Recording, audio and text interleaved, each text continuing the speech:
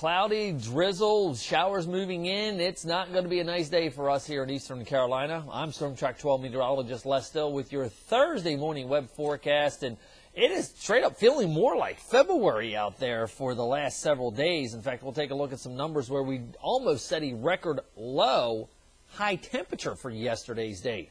Cloudy and chilly with showers moving from south to north as we go on through the day today. We'll catch a brief break in here for tomorrow with some sunshine. Not going to be completely sunny, but at least some sunshine. And then all eyes are going to be on that coastal storm, which I'll have a little bit more detail on as we head on through this weekend. Rain and wind is going to be the main concern from it, and also some minor coastal problems as well. Now, let's take a look and see our threat tracker. We'll stay on the low category for today and tomorrow. Put it in a moderate as we head into Saturday with that nor'easter starting to develop. Showers, breezy, cool conditions. I got a feeling some spots, especially Martin, Pitt, Bertie, Greene County, we're going to be struggling to get into the 50-degree range for high temperatures today. Beaches, we should make it solidly into the mid-50s at least, with those showers spreading from south to north. Showers are done with by midnight tonight, quarter of an inch tops as far as rainfall is concerned. And we'll see cloudy skies, though, and chilly conditions, upper 40s at the beaches, lower 40s for inland spots. Again, tomorrow is going to be like what we saw yesterday. Better chance of sunshine for inland spots, probably holding on to a little bit more cloud cover along the coast. But at least we'll see mid to upper 50s for highs tomorrow. Now, 67, that's where we should be for this time of year as far as average high temperature is concerned. Yesterday, we only topped out at 52. At least the overnights have been relatively average. But when you take a look at high temperatures from yesterday, look at that 48 in Greenville. That was 3 degrees away from the record low high temperature for November 14th. So it has definitely been chilly. We haven't been setting any records, but we've been within a couple degrees of record low high temperatures for us here in Eastern Carolina, and that trend is going to continue as, again, I think a lot of spots are going to struggle to get near that 50-degree mark for the day today. Here's our storm system. It's a trough in the atmosphere, a short wave moving through. That's generating the showers and storms, especially across South Carolina. You can see it's all moving eastbound here. Now, it is encompassing and running into some drier air, but eventually we are going to be looking at this action moving its way off the coast for this afternoon. Now, our ingredients are already starting to come together for our next storm that's going to be affecting us, our coastal nor'easter, as we head on into this weekend.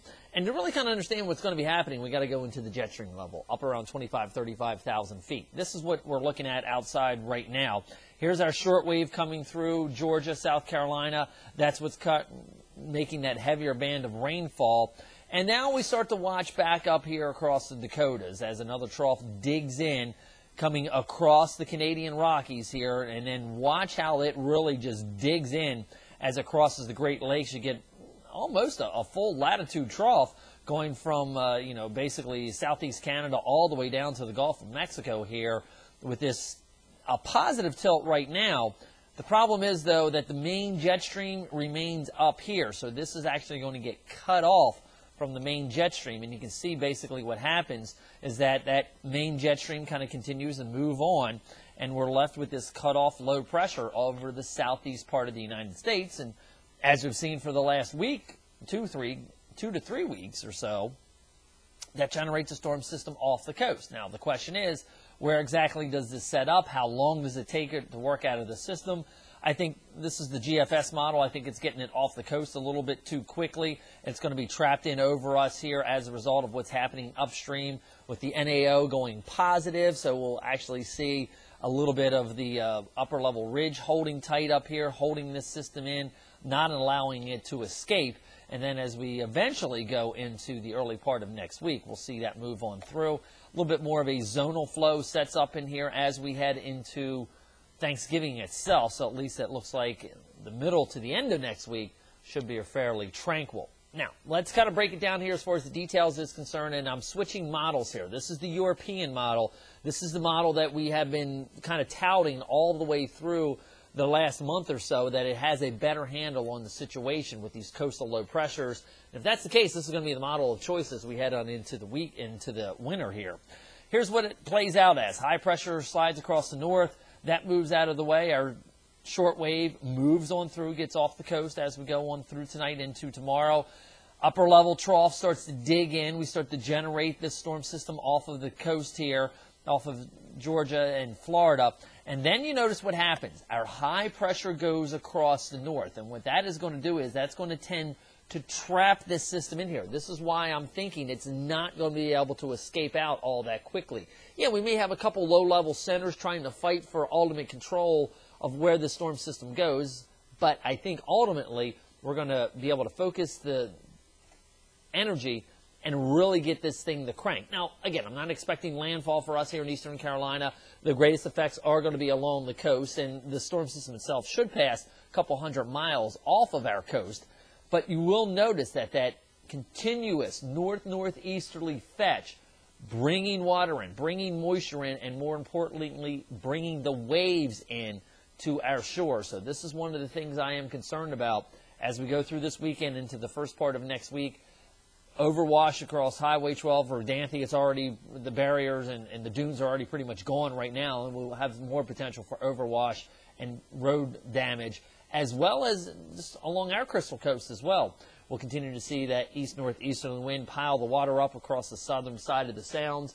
It's not really so much the rain from this, although inland spots quarter, half an inch, beaches maybe an inch or greater, depending on where exactly it tracks.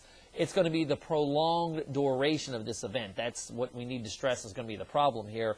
We'll have some wind gusts in excess of 25, 35 miles an hour, especially along the coastal areas for this weekend. And that also creates some minor sound side flooding down East Carteret County, out towards Hatteras and even Ocracoke, as we do continue to see this northeasterly wind in here for 3-4 days. That's where the problem is going to come. So let's fine-tune this here a little bit better. We've got some showers around for the day today. There's the brief break in here for tomorrow. Showers do redevelop in the afternoon hours on Saturday. So if you're planning on heading to Jacksonville for the holiday parade, steps off at 9:45 going down Western Boulevard here. Cloudy, cool conditions. We'll look for temperatures that will be into the upper 40s. And also we'll have Brian North and Jamie McCutcheon here from News Channel 12 in the parade. Don't worry, if you can't get to Jacksonville, you'll have a chance between now and Christmas to see all of your favorite News Channel 12 personalities. We're going to be out on most of the Christmas and holiday parades across eastern Carolina here. Myself and Annabelle Shevitz will be in Washington, I believe December 1st, and also we're going to do the tree lighting that Friday, November 30th, in New Bern. So you'll get a chance to come out and say hi to us here.